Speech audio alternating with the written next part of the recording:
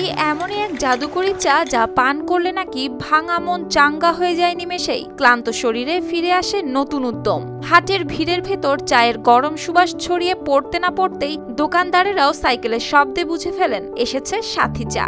আর এই নারীর সকালটা শুরু হয় এভাবেই, সাইকেলের হ্যান্ডেলে চা পাতা ভরা ব্যাগ ঝুলিয়ে হাটে বাজারের পথে ছুটে চলার মধ্য দিয়ে। অথচ অবাক হবেন জেনে 9 বছর আগেও এই নারী ক্ষুধার জ্বালায় কেবল গ্লাস ভর্তি পানি খেয়ে পার করতেন দিন।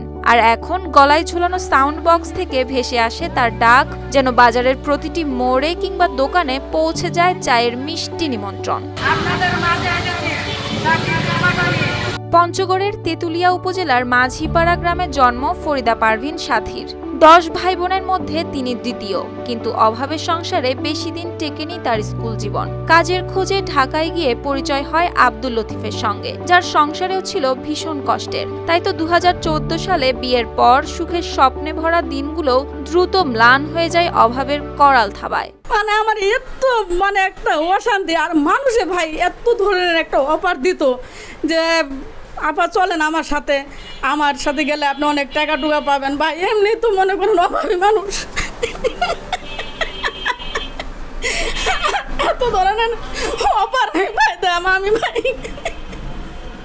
বাসায় প্রকাশ করতে পারতাম না। আমি ওদেরকে বলতাম যে ভাই ঠিক আছে তোমরা আমার পাশে থাকো, আমার একটু হেল্প করো, তোমরা যদি এরকম খারাপ কথা বলো তাহলে আমি কেমনে চলবো। তারপরে যদি অতিরিক্ত ডিস্টার্ব করতো বলতাম যে তোমরা তোমাদের নাম্বারটা দাও, আমি থানাতে দিয়ে দিব, ঠিক আছে। এই কথাতে ওরা সবাই মনে পিছাই থাকতো।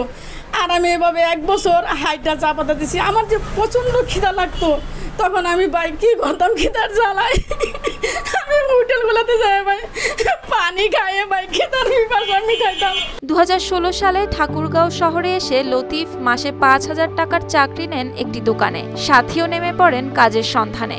কখনো টেইলার্সের দোকানে ঝাড়ু দেন, কখনো করতেন লন্ড্রির দোকানে কাপড় ধোয়ার কাজ। কিন্তু মাস শেষে মজুরি পাওয়া তো দূরের কথা, উল্টো টাকা দিতে হতো কাজ শেখার খরচের নামে।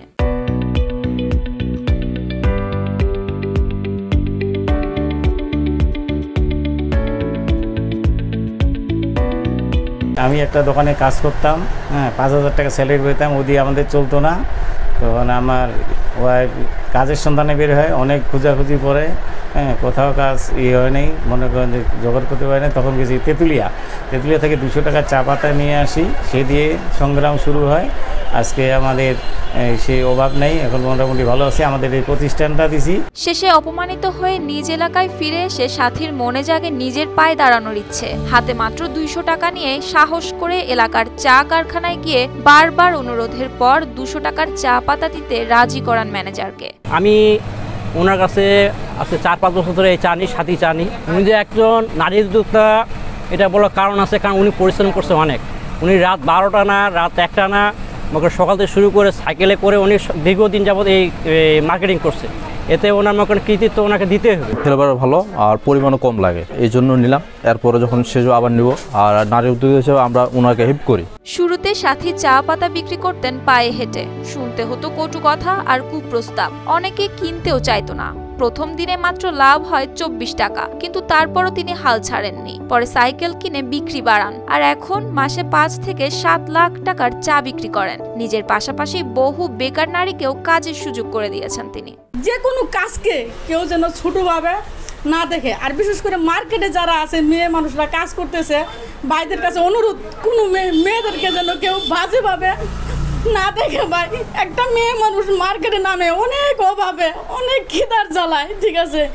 আজকে আমার আন্ডারে যারা করতেছে কাজ, তাদেরকে আমি চা পাতি এমনি দিচ্ছি যে নাও বেচা কিনা করে আমাকে তারপরে তোমরা টাকা দাও, ঠিক আছে।